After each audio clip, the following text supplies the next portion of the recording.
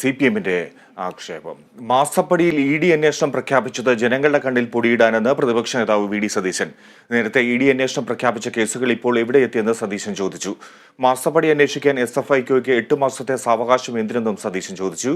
BJP-യും CPM-ഉം സ്വയം സഹായ സഹകരണ സംഘമെന്ന് സതീശൻ പരിഹസിച്ചു. സ്വാഭാവികമായ നടപടിക്രമങ്ങൾ മാത്രമാണ്. ഇതിനു മുമ്പ് എത്ര കേസ് ED എടുത്തേക്കണം? ആ കേസൊക്കെ എവിടെ എത്തി?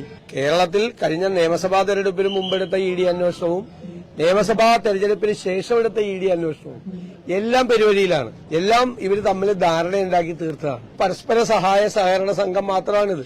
അതിന്റെ അപ്പുറത്തേക്ക് പോകുന്നില്ല. BJP-യും CPM-ഉം ബിസിനസ് നേതാക്കന്മാർ തമ്മിൽ ബിസിനസ് പാർട്ണർഷിപ്പിൽ വരെ എത്തിച്ചേർന്നിരിക്കുന്ന ഒരു അന്തരീക്ഷത്തിലാണ്. സീരിയസ് ഫ്രോഡ് ഇൻവെസ്റ്റിഗേഷൻ ഓഫീസ് അന്വേഷിക്കുമെന്നാണ് പറഞ്ഞത്. അവരുടെ അന്വേഷണ ഉത്തരവിൽ എന്താ പറഞ്ഞിരിക്കുന്നത്? 8 മാസത്തേക്കാണ് ഇത് അന്വേഷണ പരിധി വെച്ചിരിക്കുന്നത്. 8 മാസത്തെ പരിധി എന്തിനാ ഈ കേസ് അന്വേഷിക്കാൻ?